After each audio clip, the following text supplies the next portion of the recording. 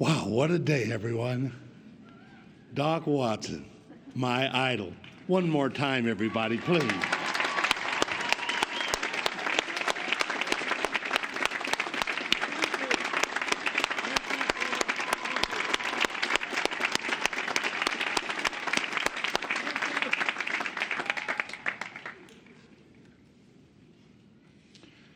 Chancellor Ponder, distinguished trustees, Doc Watson, family, friends, graduates, I'm truly honored to join you here today in Asheville. I'm honored to be asked to be your commencement speaker, and I'm truly honored to receive this honorary degree. But in truth, it is also a real honor to be on the stage with my personal idol, Doc Watson. Chancellor Ponder, trustees, members of the board, students, thank you all for making my day. We are here to celebrate the accomplishments of all the graduates here today. Congratulations. We're here to celebrate and express our gratitude to everyone that has made this day possible. Thanks to the faculty, the staff, and most of all, thanks to the family and friends, and everyone who offered their support and made sacrifices to make this day possible. I have a sense of what the families here are going through today and what you're feeling. Next week, I plan to watch my second daughter, Sarah, graduate from law school at American University. And we are here today to remember these caps and gowns and all of the academic symbols that remind us all of those that have come before us and that put us in their company. The traditions, the scholarship, and the public service that is so important. You graduate at a challenging time in our country. We're at war, and our country and the globe is undergoing an economic turmoil unlike anything that we've seen. And we also face real concerns about the future of our planet. 40 years ago, and one day, I sat where you're sitting, waiting to get my bachelor's degree from Idaho State University. And 3 years before that, in 1966, this institution here at Asheville graduated its first baccalaureate class, including its first African American, Francine Delaney. The country was at war. We were in the midst of a civil rights movement. And within a 2-month period, we saw the assassination of Dr. Martin Luther King and Senator Robert Kennedy. It was not at all clear what world we were heading into and how the country would exactly get through it. Today, you graduate in a similarly challenging time. And I think about what I hear from my daughter, Sarah, as she prepares to graduate. I heard her uncertainty about finding a job. I'm so proud of Sarah. Like you parents, I wonder what doors will be open to her and what adventures lie in her future. Every generation faces its challenges, some perhaps greater than others. But the principles that see us through, the values and the principles that help us find our place in an uncertain world, haven't changed all that much in 40 years. I'm talking about education and the role that it can play in helping us set our life course, graduates. Each of us has a story to tell about education. Stories from our parents and our aunts and our uncles and our grandparents about what education can mean. How many of us here have heard, once you have it in your head, no one can take it away from you? What a freeing notion. that what you've learned belongs to you, and no one can take it away. How many of us have heard that powerful notion? Much of the course of my life has been shaped by the stories and the messages that I've heard from my family. My father, John Peirce, often told the story of my great-uncle Freddie Peirce and his two friends in their community 70 years ago in the segregated South. At the time, Carolina County, Virginia had no local school for African American children to attend. So these men decided to build one, and they did. My great-uncle and his friends put a tremendous amount of faith in the notion that education is a ticket to a better life, a stronger community, and a better world. They were men with a strong sense of personal responsibility and concern for the common good. To my Uncle Freddie and his friends, I'm sure that their actions also were grounded in the economic advantages that could be realized in an education as a path to a new job and a means by which to support their families. To me, this story is an important family message about the essential role that education plays in the development of our sense of community and self. It is about having a sense of responsibility that is larger than ourselves, and to realize the importance of having concerns about the next generation and beyond. Until a year ago, I thought that ended the story. Uncle Freddie Peirce moved to the backwoods of Virginia and gradually lost touch with my father's side of the family. Freddie had a large family, 8 children, including 5 sons, one of whom was Freddie Jr. I never knew what became of those cousins until a year ago, when on the internet I received a message from a Lindsay Peirce saying, "I'm wondering if we might be related. My father's name was Freddie Peirce Jr."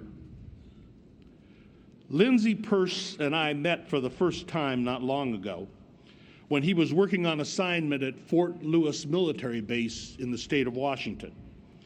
He was a consultant that travels around the world for the Department of Defense, training people in computers and other technologies. He came to my home, and it was like I always knew this person. Looking at him physically was just like looking at my father's brother. After he left my home, this intelligent global citizen, I could only think about Uncle Freddie building that schoolhouse in rural Virginia and how it had rippled across the country and through the generation. Freddie Peirce builds a schoolhouse in Virginia in the early 20th century, and today his grandson flies around the world training soldiers on the latest and most advanced technology. Stories of education come from both sides of my family, and they have always been a powerful guide to me. My mother's mother, Bertie Thompson, was my teacher, my spirit guide, and she still is. She lived to be 101 plus years. She was the daughter of a Creek Indian and an African American preacher. She was born in Muskogee, Oklahoma in 1883 and raised in Jefferson County, Missouri by adoptive parents. She attended Lincoln Normal College in the early years of its founding and became a school teacher at 16. I remember her saying, "Tommy, grades weren't set up like they are today." Lincoln was one of the first established historically black colleges here in America after the emancipation. She married a black cowboy named Tracy Thompson, and they followed the Union Pacific Railroad out to Pocatello, Idaho in 1910. She was unable to teach in Idaho because of segregation, so she did domestic work, raised 9 children, served as secretary of the Allen Chapel African Methodist Episcopal Church for over 55 years. She was unable to teach, but she was the teacher. She would tutor her 9 kids every day after school. She would write letters for the largely illiterate population of the early 20th century, both black and white. She was a woman of extraordinary intelligence and huge spiritual and ethical strength. She lost my grandfather in 1930 in a rodeo in Billings, Montana, and within a span of 2 years lost 2 of her children. Through her strength of character and faith, she was able to navigate discrimination, injustice, poverty, personal loss, and still remain deeply committed to her faith in our communities. She built a life that allowed her to raise her children and buy a home. I learned from her that the pursuit of ends larger than oneself creates resilience, well-being, and patience. She used to say to me, "Tommy, what goes around will come around, and every dog will have his day, and a good dog will have 2. This made me think again of Francine Delaney. She was an educator. She crossed this platform 43 years ago and dedicated her life to education and service here in the Asheville community. Today, you follow in her footsteps. For the next generation, it is now your responsibility to carry on and support and be engaged in your community, this country, and the globe. It is not the intention of a university-educated graduate to only go into the world with the reason of just the advantage of building a personal income. Work is important, but equally important is the deep commitment and the connectiveness to our society of which we are all partners. Career is important, but so will be the solutions to the crisis of global warming. Financial security is important, but so is addressing the AIDS pandemic. Money is important, but so is narrowing the huge divide between the poor and the wealthy in this world. Personal income is important, but so is creating a world community that recognizes the intrinsic importance of every human being on this globe. As you chart your course in life, keep your eye on a fixed point. Like the navigators of old, find your North Star. The knowledge and the values that follow from your strong liberal arts education will be your star. And choose something like a star.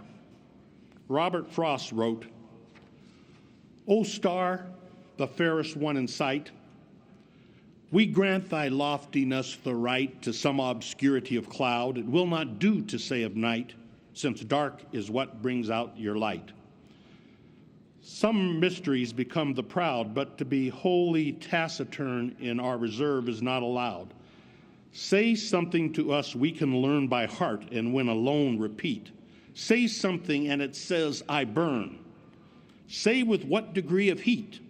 Talk Fahrenheit, talk centigrade. Use language we can comprehend. Tell us what elements you blend. It gives us strangely little aid, but does tell something in the end. And as steadfast as Keats' Erminite, not even stooping from its spear, it asks a little of us here. It asks of us a certain height, so that when at times the mob is swayed to carry praise or blame too far, you can choose something like a star to stay your minds on and be stayed. I have named this speech Omnia Extaris. It's the Latin motto of the Evergreen State College, and it means extend yourself everywhere, or let it all hang out. Along with all the challenges and the disappointments and the successes that you will have in life, above all, you must have fun. At Evergreen, our mascot is the gooey duck, chosen by the founding faculty 40 years ago, and it reflects the spirit of the 60s. The gooey duck is a large clam common to the South Puget Sound in the state of Washington. When the tide comes in, the gooey duck extends its neck up to 3 feet. It can live over 100 years, and it weighs over 15 pounds. We have always ended our commencement by singing our alma mater and our fight song. So in closing, with a once-in-a-lifetime opportunity to sing to Doc Watson, I will end with our alma mater and our fight song. Omnia extares, omnia extares, alma mater evergreen, omnia extares. Boom, boom, boom, boom, boom, go, gooey ducks, go. Through the mud and the sand, let's go. Siphon high, squirt it out, swivel all about, let it all hang out. Go, gooey ducks, go. Stretch your neck when the tide is low. Siphon high, swivel out, swiggle all about, let it all hang out. Omnia extaris.